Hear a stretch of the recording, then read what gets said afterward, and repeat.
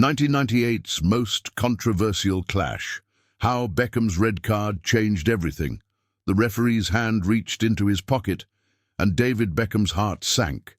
Red. The card was red. In that moment, in the stade Geoffroy Guichard in Saint-Étienne, the 23-year-old's world collapsed. England were down to 10 men against Argentina in a World Cup knockout match, and it was entirely his fault.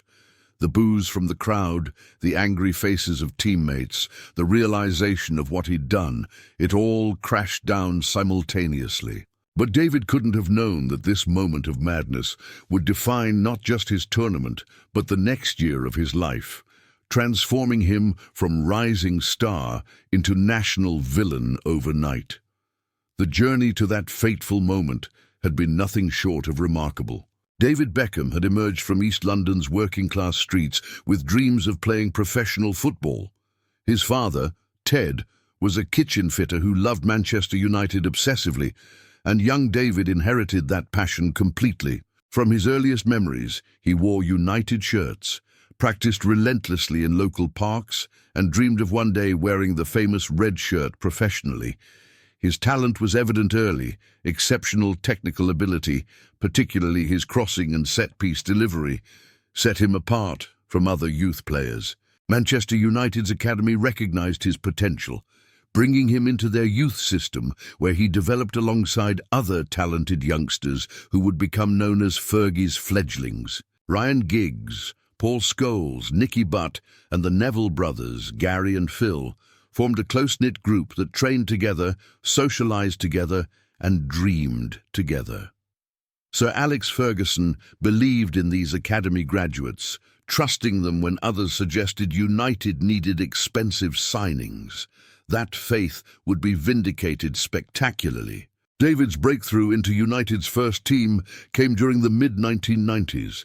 His dedication was exceptional, staying after training to practice free kicks and crossing until darkness made continuing impossible. Teammates noticed his obsessive attention to detail, how he studied opponents to identify weaknesses, how he worked on both feet despite being naturally right-footed.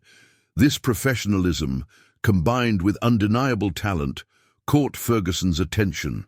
The manager saw not just ability but character, the mental strength required to succeed at the highest level.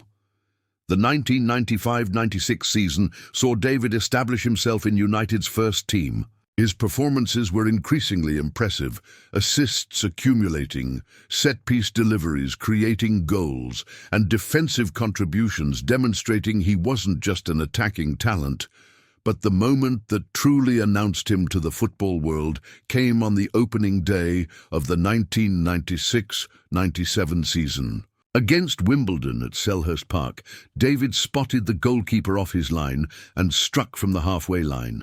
The ball sailed through the air, dropping perfectly into the net. It was audacious, spectacular, and instantly iconic. That goal changed everything. Suddenly, David Beckham wasn't just a promising youngster. He was a phenomenon. Media attention intensified, commercial opportunities multiplied, and public recognition became unavoidable. He handled the attention with remarkable maturity for someone so young, never allowing fame to affect his dedication to improving as a player. Ferguson watched carefully, ensuring David remained grounded despite the increasing spotlight, occasionally reminding him that talent alone wasn't enough without continued hard work. His relationship with Victoria Adams, one of the Spice Girls, added another dimension to his celebrity. Their romance became tabloid obsession, photographers following them everywhere, every aspect of their relationship scrutinized and sensationalized. David and Victoria became Britain's most famous couple, their every move documented and discussed. This level of fame was unprecedented for a footballer. David transcended sport, becoming a cultural icon whose influence extended far beyond the pitch. On the field, his performances continued improving. The 1996-97 season saw Manchester United win the Premier League title, with David contributing significantly. His crossing created countless goals. His set pieces were deadly weapons, and his work rate impressed even United's most demanding supporters. Ferguson integrated him into the team's tactical approach, using his delivery as a primary attacking outlet. When United won the title again in 1997–98, David's importance to the team was undeniable. International recognition followed naturally. England manager Glenn Hoddle selected David for major tournaments, recognizing his quality and potential impact. The young midfielder understood the privilege of representing England, the weight of history that came with wearing the three lions. Previous generations had carried the burden of expectation. The 1966 World Cup winners remained England's only major tournament success, and David felt that pressure keenly. He wanted to contribute to changing that narrative. The 1998 World Cup in France represented England's best opportunity in years. The squad contained talented players, Alan Shearer, Paul Scholes, Michael Owen, and expectations were high. England had qualified comfortably, and optimism about their chances was genuine. David travelled to France knowing he would play a significant role, his set-piece ability and crossing making him valuable to Hoddle's tactical plans. The tournament offered a stage to showcase his talents to a global audience. England's group stage was solid, if unspectacular. They defeated Tunisia, drew with Romania, and beat Colombia to advance to the knockout rounds. David's performances were good rather than exceptional. He hadn't yet produced the moments of magic that would define later tournaments. But he was learning, gaining experience of tournament football's unique pressures and rhythms. The knockout rounds would test him more severely than anything he'd experienced. The round of 16 draw paired England with Argentina, creating one of international football's great rivalries. Historical tensions between the nations added extra edge to the fixture. The Falklands War, Diego Maradona's Hand of God, years of controversial matches all contributed to an atmosphere charged with emotion and intensity. This wasn't just a football match. It was a clash loaded with political and historical significance that transcended sport. The build-up to the match was intense. English media discussed tactics obsessively, fans debated team selection, and pressure mounted on players to deliver. Argentina possessed dangerous attacking players, Gabriel Batistuta, Ariel Ortega, Javier Zanetti, who could punish any defensive lapses. England would need to be disciplined, organised, and clinical in their own attacking moments. David understood the magnitude of the occasion, the opportunity to create positive memories that would last forever. The match itself was extraordinary. England took the lead through Alan Shearer's penalty, but Argentina equalised quickly through a Zanetti strike. Michael Owen then scored one of World Cup history's greatest goals, collecting the ball in his own half and sprinting past multiple defenders before finishing brilliantly. England led 2-1, and dreams of quarter-final qualification seemed realistic. But Argentina equalised again through a penalty, and the match stood at 2-2 as halftime approached. The second half began with England still level at 2-2, but the intensity had increased noticeably. Both teams understood that one mistake could prove decisive, that concentration lapses would be punished ruthlessly. David Beckham felt the pressure mounting with every passing minute. Argentina's players were skilled at tactical fouls, at niggling challenges designed to provoke reactions, and they targeted England's younger players particularly. David, still just 23 and relatively inexperienced at this level, was vulnerable to such gamesmanship. Diego Simeone, Argentina's midfielder, was a master of the dark arts. He knew how to antagonize opponents, how to push boundaries without crossing them completely. Throughout the match, he'd been physical with David, little kicks and nudges that accumulated frustratingly. The referee allowed much of it, adopting a lenient approach that favored Argentina's more cynical tactics. David's frustration was building, visible in his body language, and increasingly heated exchanges with opponents. The moment came 5 minutes into the second half. David was fouled from behind by Simeone, a challenge that sent him sprawling to the turf.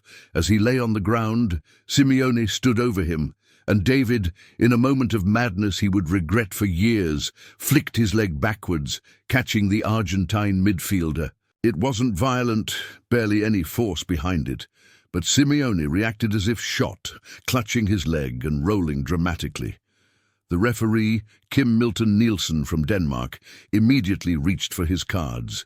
Yellow first, shown to Simeone, then, devastatingly, red for David. The England midfielder's face showed disbelief, then horror as the realization hit. He'd been sent off. His World Cup was over. England would have to play nearly 50 minutes plus potential extra time with 10 men against Argentina. Teammates' faces showed anger and disappointment, some sympathetic, understanding the provocation, others furious at his recklessness. David walked slowly towards the tunnel, head bowed, knowing he'd let everyone down. Glenn Hoddle's tactical adjustments showed the severity of England's situation. He withdrew an attacker, bringing on defender Gareth Southgate to solidify the backline. England would have to defend deeply, hoping to survive until penalties whilst looking for counter-attacking opportunities. The remaining players fought heroically, throwing their bodies in front of shots, tracking runners, and refusing to concede, despite Argentina's numerical advantage and increasing pressure.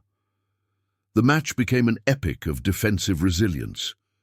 England's 10 men held firm through the remainder of normal time, then 30 minutes of extra time. Sol Campbell thought he'd scored a winner, heading home from a corner, but the referee disallowed it controversially. England's players were exhausted, running on pure adrenaline and determination. Argentina pressed relentlessly, but couldn't find the breakthrough. The match would be decided by penalties, and England would take them with a man short, having used all their substitutions. David watched from the tunnel, unable to help his teammates, tortured by what he'd done. Each minute felt like an hour as England defended desperately. When full-time came, then extra time ended without further goals, he knew penalties were coming. He wanted to take one, to try redeeming himself, but Hoddle had already decided the 5 takers, David wouldn't be among them. He could only watch as his teammates faced the ultimate pressure. The penalty shootout was agonizing. England took theirs well initially, but when David Batty's effort was saved by Carlos Roa, Argentina had won 4-3. England were eliminated. The dreams were over, and in the minds of millions watching back home, one person was responsible, David Beckham. His moment of madness had reduced England to 10 men, forced them to defend rather than attack, and ultimately cost them the match. The backlash was immediate and brutal. The English media descended on him with vicious intensity. Newspaper headlines screamed condemnation. 10 heroic lions, 1 stupid boy, declared the Daily Mirror. The Sun printed a dartboard with David's face, encouraging readers to throw darts at it. Radio phone-ins were filled with angry supporters blaming him for the defeat. The narrative was set. David Beckham was the villain, the selfish fool whose petulance had destroyed England's World Cup hopes. The hatred extended beyond media criticism. When David returned to England, he received death threats. Security concerns became genuine. Police had to be involved, protection measures implemented. People spat at him in the street, shouted abuse when they recognized him. Effigies were burned. The vitriol was shocking in its intensity and personal nature. This wasn't just criticism of a footballer's mistake. It was a national outpouring of anger and disappointment focused on one young man. His teammates from England were mostly supportive privately, understanding the provocation and recognizing that 10 men had failed to win the match, not just David's sending off. But publicly, some comments were less forgiving. The incident had divided opinion. Was David naive and reckless? Or was he a victim of cynical gamesmanship and poor refereeing? The truth lay somewhere between, but nuance was absent from public discourse. People wanted someone to blame, and David was the obvious target. Victoria stood by him steadfastly, providing emotional support during the darkest period of his life.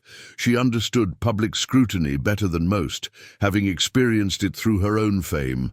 But even she was shocked by the hatred's intensity, by grown adults threatening a 23-year-old over a football match. Their relationship strengthened through adversity.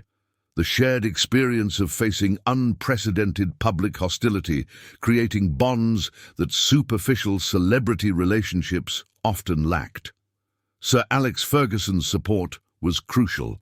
The Manchester United manager publicly defended David, criticizing the media's treatment and reminding everyone that he was still a young man who'd made a mistake under extreme pressure.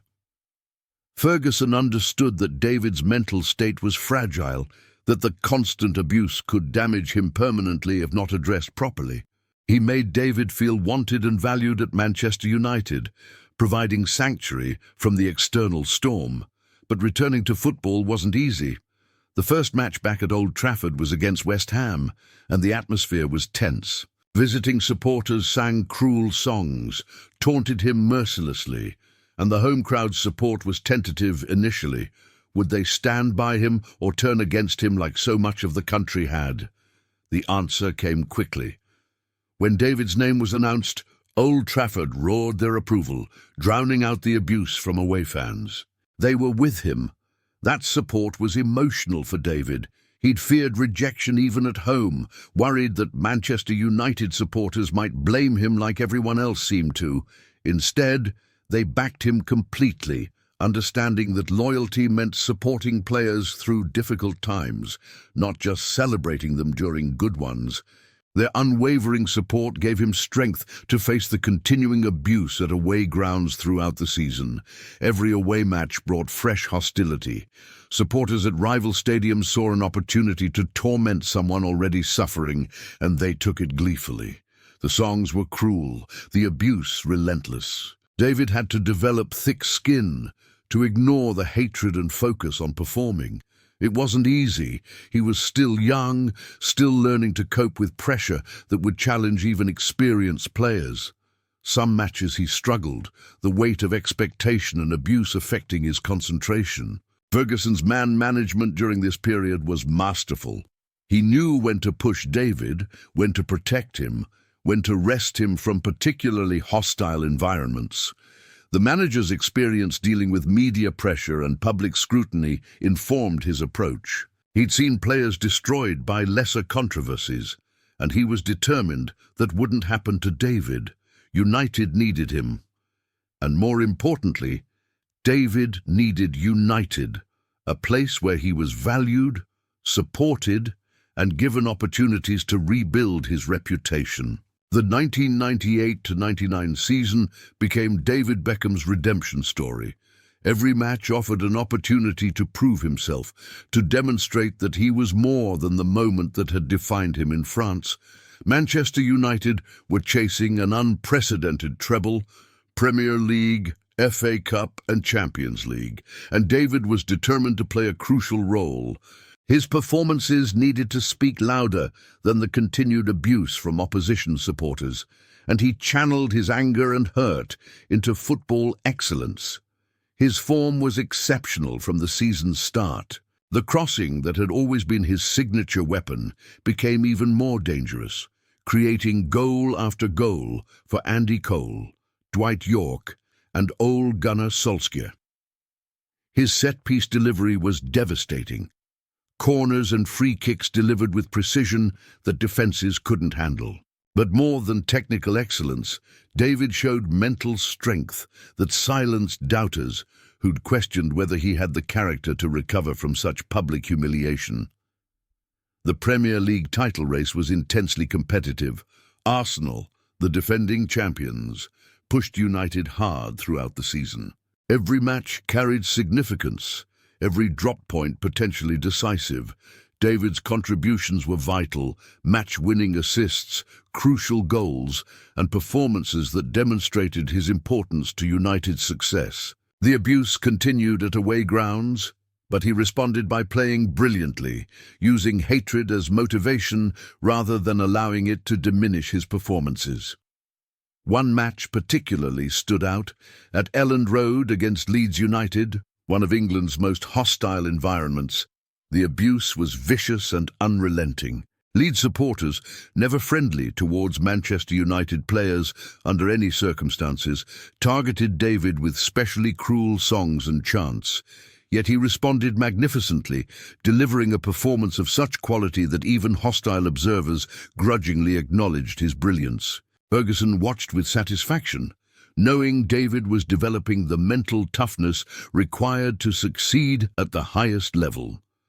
The FA Cup run provided another platform for redemption. United navigated through the rounds, with David contributing significantly in several matches. The semi-final against Arsenal was particularly intense, a replay needed after a dramatic draw. United won the replay, and David's performance showed maturity beyond his years, disciplined, intelligent, and effective. He was proving that the World Cup incident had been an aberration, not a character flaw. The Champions League campaign was special. European football's premier competition offered David the chance to perform on the biggest stage, and he seized it. United's progression through the group stages was comfortable, but the knockout rounds brought sterner tests. Inter Milan in the quarter-finals required 2 legs of tactical discipline and quality. David was excellent in both matches. The semi-final against Juventus in Turin saw United overcome a 2-0 deficit to progress, with David's corner leading to Roy Keane's crucial goal.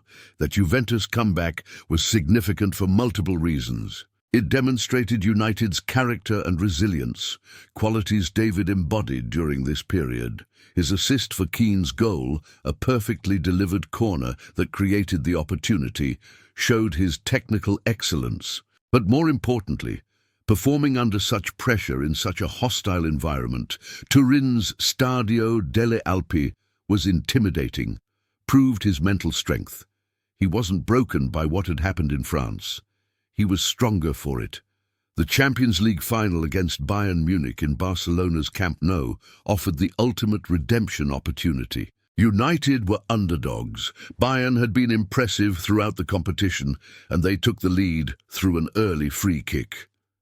As the match progressed towards injury time with Bayern still leading 1-0, United's treble dreams seemed to be dying. David had worked tirelessly, his crossing creating chances, but nothing had resulted in goals. Then came the moments that would define the season. Injury time, United won a corner, David Beckham stepped up to take it. The delivery was perfect. Curving towards the near post where Teddy Sheringham waited, the striker stabbed it home. 1-1.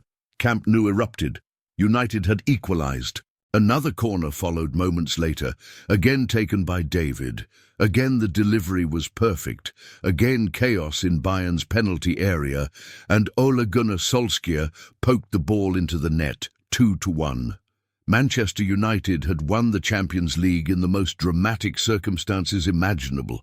David's contribution to that triumph was immense. His 2 assists in injury time had turned defeat into glory, transforming a season of individual redemption into collective immortality. The treble was complete. Premier League, FA Cup, and Champions League all won. It was unprecedented for an English club, and David had been integral to all 3 triumphs. The narrative began shifting. Maybe he wasn't the villain after all. Maybe he was actually quite good at football. The public perception changed gradually rather than overnight. The treble success forced even his harshest critics to acknowledge his quality and importance to United's success. His performances throughout that season, consistent excellence under continuing abuse, demonstrated character that earned respect. The media's tone shifted subtly, criticism becoming less vicious, praise more forthcoming. David was being rehabilitated in the public consciousness. His England recall was inevitable after such a successful season. The new manager, Kevin Keegan, had no hesitation selecting him for international matches. David's return to the national team was emotional. Wearing the three lions again after everything that had happened felt like vindication. England supporters, who had despised him months earlier, began appreciating his talents again. The process of forgiveness was beginning, though it would take time for wounds to fully heal. The 2000 European Championships in Belgium and the Netherlands provided another international stage. David's performances were solid, demonstrating he could contribute positively to England's campaigns.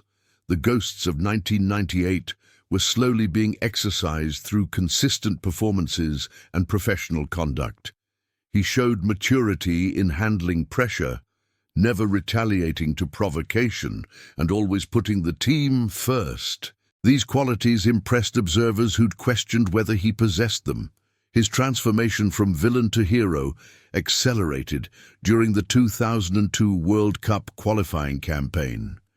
England faced Greece at Old Trafford, needing a victory to guarantee automatic qualification. The match was tense, England struggling to break down stubborn Greek resistance.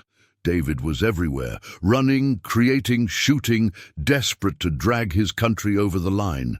Deep into injury time, with England still drawing 2-2, they won a free kick 25 yards from goal.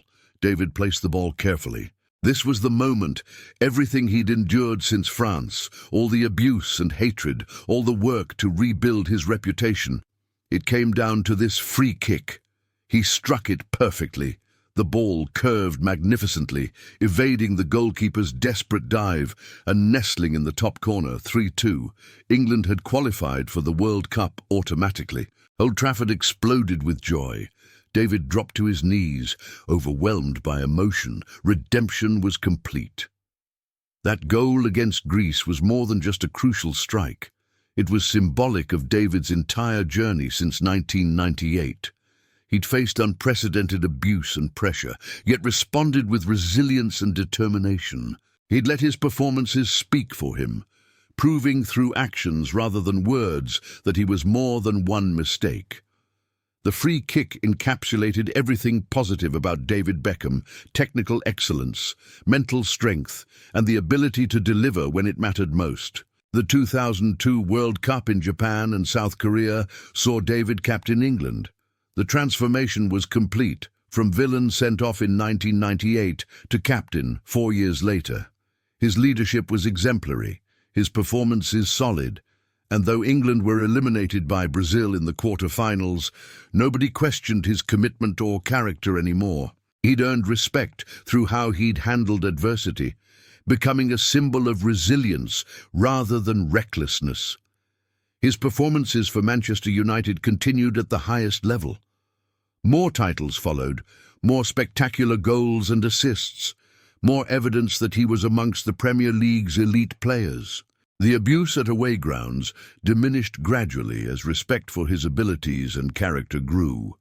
David Beckham was no longer defined by that moment in Saint-Étienne. He was defined by everything he'd achieved since: his response to adversity, his consistent excellence, his mental strength. The transformation from vilified scapegoat to beloved icon was complete, but the journey's lessons remained with David Beckham forever.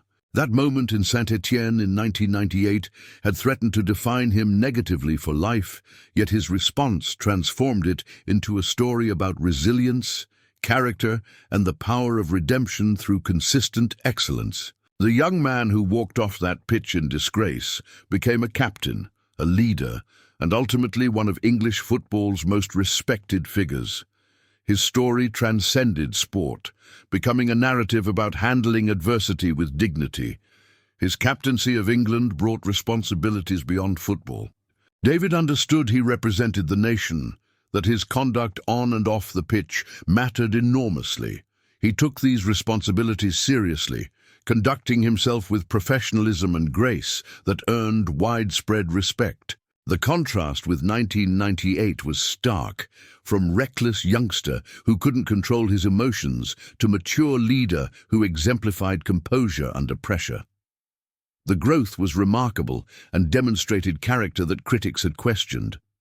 The move to Real Madrid in 2003 opened new chapters. Joining the Galacticos, Zinedine Zidane, Ronaldo, Luis Figo, Raúl, David proved he belonged amongst football's absolute elite. His performances in Spain were excellent, contributing to La Liga success and establishing himself as a key player despite competing with such talented teammates. The Spanish media and supporters embraced him, appreciating his quality and professionalism. He'd become a global superstar, but the foundation was always football excellence. His influence extended far beyond playing. David became football's most marketable figure, transcending the sport to achieve genuine global fame. Commercial opportunities multiplied: fashion, fragrance, endorsements across every imaginable product category. He appeared on magazine covers worldwide, attended events with presidents and royalty, and became synonymous with style and sophistication. Yet through it all, he never lost sight of what made him famous: his ability to play football brilliantly. The criticism that he was more celebrity than footballer never truly disappeared. Some suggested his off-field activities distracted from football, that he prioritized commercial opportunities over sporting excellence. David responded the only way he knew how: through performances. Whether at Real Madrid, LA Galaxy, AC Milan, or Paris Saint-Germain, he maintained professional standards and contributed meaningfully wherever he played. The work ethic that defined his younger years never diminished. His time in Major League Soccer was particularly significant. Joining LA Galaxy wasn't just about continuing his career, it was about growing football in America, using his fame to increase the sport's profile in a country where it remained secondary to other sports. David approached the challenge seriously, delivering performances that attracted attention and legitimacy to MLS. His presence elevated the league's profile internationally, attracting other notable players to follow his path. The legacy of 1998 remained a reference point throughout his career. Journalists still asked about it years later, wanting his perspective on that moment and its aftermath. David handled these questions with grace, acknowledging his mistake whilst emphasizing how it taught him valuable lessons about controlling emotions and handling pressure. He never made excuses. Simeone's provocation didn't absolve his reaction, but he also didn't dwell on it unnecessarily. It was part of his story, but not the whole story. His retirement from international football in 2009 brought reflection on an England career spanning over a decade. 115 caps, 17 goals, and countless memorable moments: the free kick against Greece, performances in multiple tournaments, the honour of captaining his country 59 times. The journey from being sent off in 1998 to retiring as one of England's most capped players was remarkable. It demonstrated that mistakes, even very public ones, don't have to define careers or lives. The respect he commanded from fellow professionals was universal. Opponents who'd faced him spoke admiringly about his quality and competitiveness. Teammates praised his professionalism and dedication. Managers valued his leadership and experience. Even those who'd criticized him harshly in 1998 acknowledged that his response to adversity had been exemplary. This widespread respect was earned through years of consistent excellence and professional conduct. His influence on young players was significant. Footballers who grew up during his career cited him as inspiration, not just for his technical ability, but for his mental strength and professionalism. The way he handled the aftermath of 1998, refusing to be broken by unprecedented abuse, provided a template for dealing with adversity. Young players facing criticism or setbacks could look at David's example and understand that resilience and hard work could overcome any obstacle. The 1998 incident also sparked important conversations about media responsibility and public reaction to athletes. Mistakes, The vitriol directed at David, death threats, effigies burned, dartboards with his face, seemed excessive in retrospect. It raised questions about proportionality, about whether the punishment matched the crime. Future discussions about media treatment of athletes often reference David's experience as an example of abuse that crossed acceptable boundaries. His relationship with Sir Alex Ferguson remained strong throughout both their lives. The manager's support during David's darkest period had been crucial, and David never forgot that loyalty. Ferguson's man management during that time, knowing when to protect, when to push, when to rest, demonstrated why he was considered one of history's greatest managers. Their relationship had its difficulties later, leading to David's departure from Manchester United, but the foundation of mutual respect remained. The commercial empire David built was unprecedented for a footballer. His brand extended globally, his face recognizable in countries where football wasn't the dominant sport. Fashion lines, fragrances, endorsement deals worth hundreds of millions. He became one of the world's wealthiest athletes. But this success was built on football excellence first. Without his abilities and achievements on the pitch, the commercial opportunities wouldn't have existed at such scale. His family remained his anchor throughout everything. Victoria and their children provided stability and perspective, reminding him what truly mattered beyond football and fame. The public nature of their relationship, documented relentlessly by media, meant they faced scrutiny that challenged most marriages. Yet they endured, supporting each other through various challenges and controversies. Family grounded David when external pressures might otherwise have overwhelmed him. Looking back, the red card in Saint-Étienne, paradoxically, became one of the defining moments that made David Beckham who he was. Without that adversity, without having to rebuild his reputation from ashes, would he have developed the mental strength that characterized his later career? Would he have appreciated success as deeply? Would he have become such a symbol of resilience? The darkness of 1998 made the light that followed shine brighter. His story resonated because it was fundamentally human. Everyone makes mistakes. Everyone faces moments when they wish they could turn back time and choose differently. What separated David was his response, refusing to be defined by his worst moment, working tirelessly to prove himself, maintaining dignity when facing abuse, and ultimately transforming narrative from villain to hero. This journey inspired millions who face their own adversities, showing that redemption was possible through perseverance. The legacy of David Beckham extended far beyond goals and assists, beyond trophies and accolades. It was about demonstrating that character is revealed not in success, but in how you respond to failure. That a single mistake, even a very public one, doesn't have to define your life if you're willing to work at redemption. That resilience and mental strength matter as much as physical talent. These lessons transcended football, resonating with anyone who'd faced setbacks and wondered whether they could recover. The moment in 1998 when that red card was shown could have been the end of a promising career. Instead, it became the beginning of a redemption story that inspired generations. David Beckham proved that you could be knocked down by life, by circumstances, by your own mistakes, and still get back up, still achieve greatness, still earn respect. His journey from that lowest moment to global icon wasn't luck. It was character, resilience, and unwavering determination. That's why his story endures, why it matters, why it will be told long after the specific details of that match are forgotten. David Beckham showed us all how to respond when everything goes wrong, with dignity, determination, and the refusal to let one moment define a lifetime.